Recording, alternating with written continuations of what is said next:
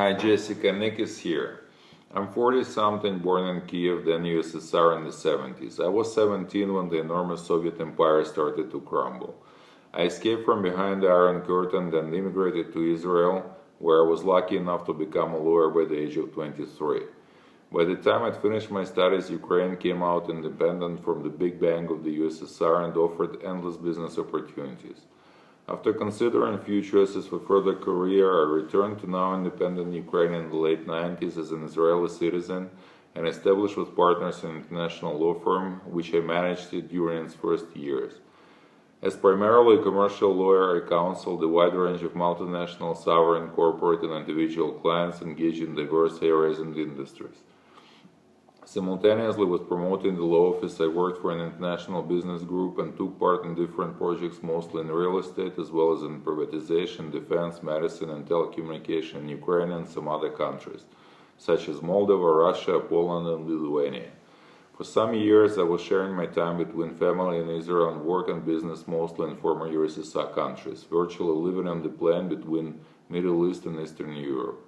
As I was witnessing in Ukraine the meteoric rise of a small number of individuals, from modest Soviet citizens to mighty billionaires, I felt compelled to expose to the world the unique phenomena taking place in this less familiar part of the globe. My story combines real and imaginary events with some lawyers' folklore and known and made-up corruption and criminal schemes customary for Ukraine and other former USSR republics. I also portray some cornerstone events in the history of Ukraine and share some insight into the glorious and simultaneously tragic events of 2013 uprising, resulting in ousting of the president, ensuing Russian aggression in Crimea, and tensions and war in the eastern regions of Ukraine.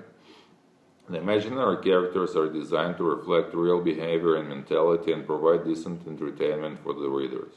I was thinking to myself that people were always curious how someone made countless fortunes. Millions watched with interest the movie about Facebook's founder or that of Apple's. Their stories may just look trivial in comparison with those of their Eastern peers. After selling my share in the law office, I had some more time to sit down and work on the series. I live in Israel working as an independent legal practitioner and write books in my downtime.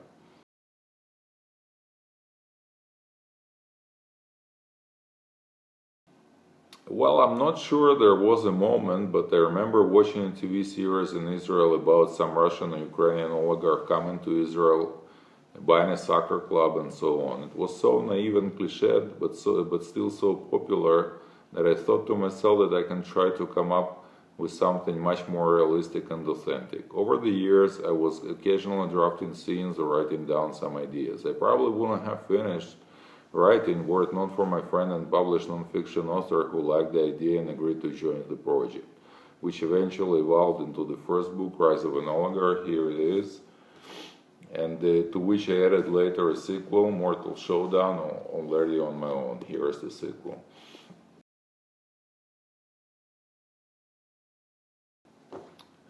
Almost like my regular legal work, I sit in front of the same computer in my study, playing with ideas in my head, imagining dialogues, events, and surroundings, stepping down, deleting, correcting, coming back with new ideas and stuff like that.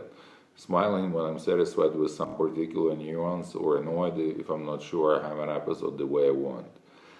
If I have time during the day and the writing flows, I end up with, let's say, 1,500, 2,000 words a day.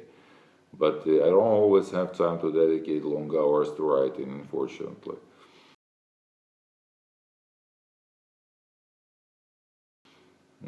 I've pretty eclectic taste, from thrillers, action, and adventures through science fiction, fantasy, and to literary fiction, contemporary, transgressive stuff.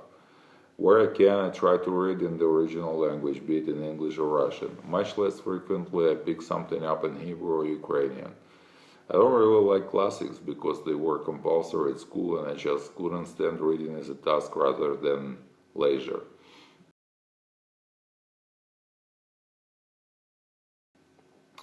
I'm currently reading Putin's Kleptocracy by Karen Dawisha. A guy who read my books insisted that I must read it and mailed it to me from the States. After he went through all this trouble, I can't really let him down. So although I rarely read non-fiction, in this case I don't feel that I have much choice. But seriously, I'm grateful to him for sending it over, and they've lots of books that I want to read. I hope I'll have a little more time for reading.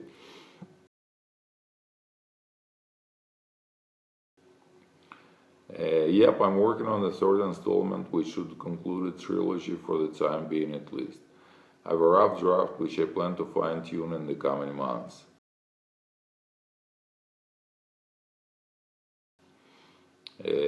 My advice, make money elsewhere and then write for your pleasure. Seriously, it's like an American dream. Theoretically, everybody has a chance to make it big time, but realistically, only a small percent will. 10 years ago, books, nowadays, movies. Cats, because they live on their own autonomously. Both, I like summer, but it's damn hot here by the Med. Cake with ice cream on the side. Car.